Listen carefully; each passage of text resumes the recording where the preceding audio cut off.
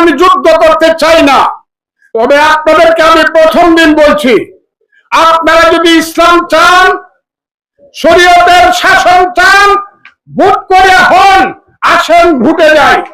আর আবল তাবল কথা কইবেন যুদ্ধ হয় নাই, তাহলে কিন্তু খবর আছে। 1947 সালে একবার নাকি আমাদের স্বাধীনতা আইছিল, আর 1924-এ আসল স্বাধীনতা, 2024-এ আসল স্বাধীনতা। আর 71-এ যেটা হয়েছিল এটা হলো গন্ডগোল, এটা হলো ভাইয়ে ভাইয়ে গন্ডগোল। এটা ভুল করে গন্ডগোলটা হয়েছে, ইন্ডিয়া গন্ডগোলটা লাগাই দিচ্ছে। আমি ছেলেদেরকে বাবা ডাকলাম, যারা এখন এনসিপি করে, তারা বলছিল বৈষম্য বিরোধী ছাত্র আন্দোলনের সময় 158 জন। আমি বললাম এরা বাপের কাম করছে। 1 মাস গেল, 2 মাস গেল, আমি দেখি খালি খটকা লাগে, খটকা লাগে, কথা যেন মিলে না, কথা যেন মিলে না। মনে মনে চিন্তা করলাম হইলে নাকি কথা মিলে না কেন? হঠাৎ করে ছেলেরা বলতে শুরু করলো আমাদের দেশে 2 বার স্বাধীনতা আইছে। বাহ, ভালো কথা, 2 বার স্বাধীনতা। কি কি স্বাধীনতা? 1947 সালে একবার নাকি আমাদের স্বাধীনতা আইছিল,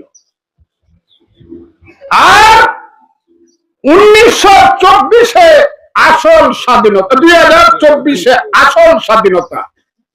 আর 71-এ যেটা হয়েছিল এটা হলো গন্ডগোল, এটা হলো ভাইয়ে ভাইয়ে গন্ডগোল। এটা ভুল করে গন্ডগোলটা হয়েছে, ইন্ডিয়া গন্ডগোলটা লাগাই।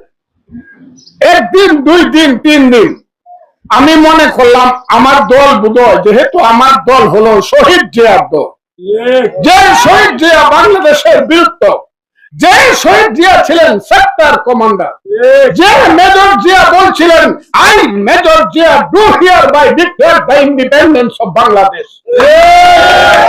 আমার মনে হয়েছিল যে শহীদ জিয়ার দলের নেতারা বোধহয়, আমি তো নেতারা, আমি তো ছোট মানুষ তাদের কাছে, এরা বোধহয় কেউ প্রতিবাদ করবো না, কেউ প্রতিবাদ করে না।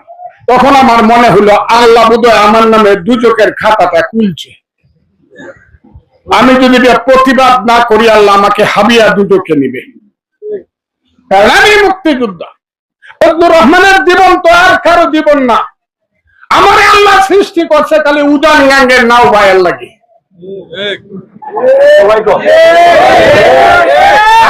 আমি হইলাম উজান গাঙ্গের নাইয়া, আমি উজান গাঙ্গে নাও ভাই, সুতের উজানে চলি, সুতের উজানে। কিন্তু সবকিছু খারাপ না। যে মাছটা সুতের উজানে চলে, সেই মাছটা বেশি স্বাদ এবং বেশি দামি। এই মাছটার নাম হলো ইলশা মাছ। কাজে আমি আজকে আপনাদেরকে বলি, কি বলবো আপনাদেরকে, মুক্তিযুদ্ধ হইল, মুক্তিযুদ্ধ শেষ হইল, সবকিছু হইল, আমি আসলাম কোথায়?